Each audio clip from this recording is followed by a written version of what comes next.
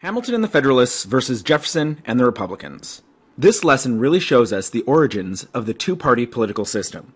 It all begins with Alexander Hamilton at the lead of the Federalists, and Thomas Jefferson leading the Democratic Republicans. From here out, we'll say Republicans for short. So the Federalists. Hamilton's group was made up of merchants, bankers, and manufacturers, with some wealthy farmers and southern plantation owners. They were mostly well-educated and owned property. Most of them were in New England and along the coast. The Republicans, Jefferson's cohorts, were mostly artisans, shopkeepers, frontier settlers, backcountry farmers, and poor farmers. They were mostly ill-educated and illiterate. The majority of them were settled in the interior regions. Obviously, Jefferson himself was a plantation owner who was well-educated, but in time you will learn Jefferson was sort of a paradox. Can you imagine what it must have been like for President Washington at cabinet meetings, with his Secretary of State, Jefferson, and Hamilton, his Secretary of the Treasury? Talk about getting polar advice. Let's look at the basics of these groups' beliefs on a few topics. The central government, the direction of the U.S. economy, the French Revolution, the National Bank, paying the war debt from the Revolution. Positions on the issues. Central government. Hamilton favored a strong central government. A large republic would control factions, considered common people to be ignorant and incapable of self-government, believed the elite should rule, so there should be high voting qualifications. Now, Jefferson favored states' rights. He believed democratic principles were right. He believed the common man capable of self-government, and he believed in lowering voting qualifications.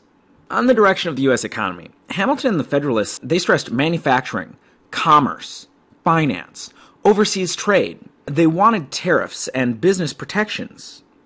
Jefferson and the Republicans wanted a simple agrarian economy.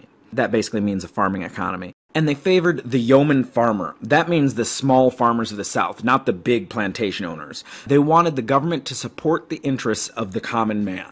The French Revolution. Hamilton, he despised the violence and the social disruption of the French Revolution. Jefferson admired France's Republican Revolution. We are not to expect to be translated from despotism to liberty in a featherbed. It means you're going to have to bump a couple of skulls if you want to get freedom. The National Bank.